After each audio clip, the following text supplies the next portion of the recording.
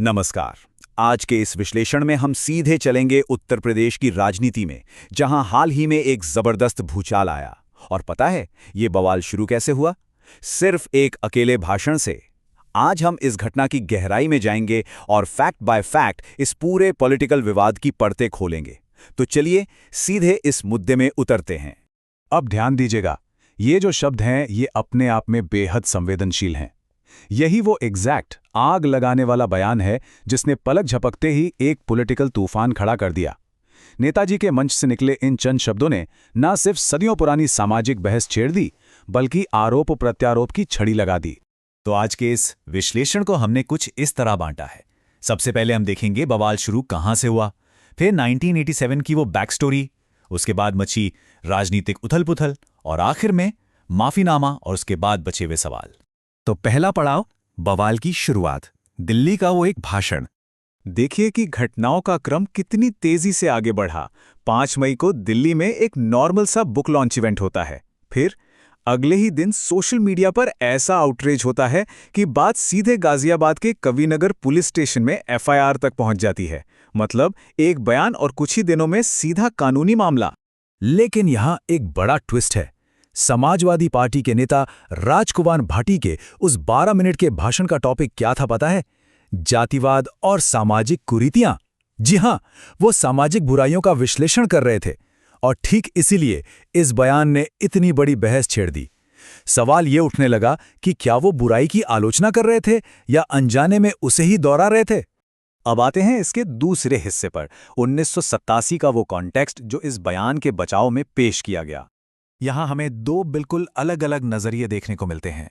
एक तरफ भाटी जी का अपना बचाव है, जहां उनका दावा है कि वो तो एक पुरानी घटना, एक जातिवादी टिप्पणी का बस जिक्र कर रहे थे ताकि उसकी निंदा कर सकें। इसे एक एकेडमिक क्रिटिक बताया गया। वहीं दूसरी तरफ पॉलिटिकल ओपोनेंट्स, खासकर बीजेपी का बिल्कुल अलग स्टैंड है। उन्होंने इसे सीधे तौर पर सनातन धर्म पर हमला और वोट बैंक की राजनीति करार दिया। ये आर पार का नजरिया ही दरअसल इस पूरे विवाद की असली जड़ है। इस बचाव की गहराई में जाने के लिए हमें थोड़ा पीछे 1987 के गाजियाबाद चलना होगा। उस वक्त राजकुमार भाटी एक युवा रिपोर्टर हुआ करते थे। उन्होंने सफाई दी कि उनके ऑफिस में एक साथी था जो अक्सर पिछड़ी जातियों के खिलाफ अपमानजनक मुहावरे इस्तेमाल करता था। यही वो बैकग्राउंड था जिसने उस दिन उनके भाषण की नींव रखी।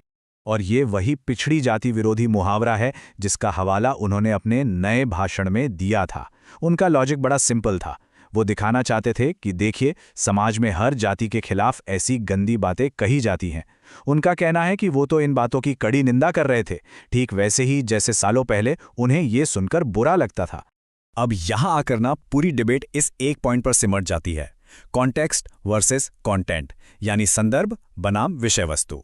राजनीति में ये एक बहुत बड़ा सवाल है। जब आपके शब्द इतने भड़काऊ और चुभने वाले हों, तो क्या उस बात का कॉन्टेक्स्ट या संदर्भ कोई मायने रखता है, या फिर कंटेंट की इतनी तेज आग में कॉन्टेक्स्ट जलकर राख हो जाता है?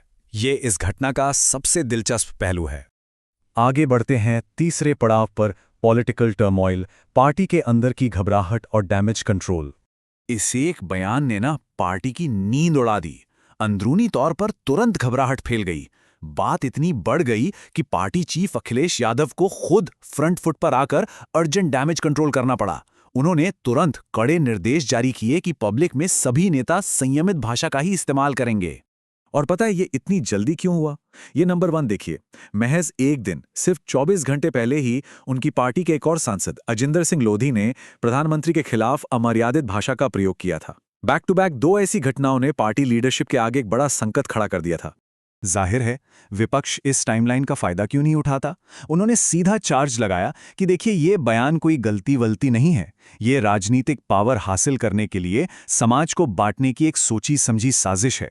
उनका दावा है कि नेताओं को ऐसी आग लगाऊ भाषा बोलने की पूरी खुली छूट दी गई है। यहां यूपी के चुनावी गणित को समझना बहुत जरूरी हो जाता है। वहां ब्राह्मण समाज को मुख्य रूप से किंग मेकर माना जाता है। अब सोचकर देखिए, इस इतने खास और पावरफुल वोटर बेस को नाराज करने के चुनावी परिणाम कितने भयानक हो सकते हैं। यही वजह थी कि इस आग को तुरंत बुझाना पार्टी के लिए जीने मरने का सवाल बन गया था। तो अब चलते हैं इस विश्लेषण के आखिरी हिस्से पर, माफी और कुछ अनसुलझे सवाल। ये जो पूरी डैमेज कंट्रोल की कोशिश थी, ये आकर रुकी राजकुमार भाटी के एक 5 मिनट के वीडियो पर। उस वीडियो में उन्होंने हाथ जोड़कर बिना किसी शर्त के माफी मांगी। उन्होंने बहुत जोर देकर कहा कि भाई, एक सच्चा समाजवादी कभी किसी जाति का अपमान कर ही नहीं सकता। ये सीधा सीधा कोशिश थी उस बयान को अपने निजी आदर्शों से अलग करने की। खैर, हम इस विश्लेषण को यहीं रोकते हैं, लेकिन एक बहुत ही गहरे सवाल के साथ। क्या किसी मंच से पुराने मुहावरों का जिक्र करना सिर्फ एक एकेडमिक आज़ादी है, या फिर ये आने वाले यूपी चुनावों से पहले एक बहुत बड़े ध्रुवीकरण यानी पोलराइजेशन की शुरुआत का सिग्नल है? इतिहास को कोट करना और एक बड़ी पॉलिटिकल गलती करने के बीच की जो लकीर है ना, लगता है आजकल वो बहुत धुंधली हो चुकी है। इस पर सोचिएगा ज़रूर।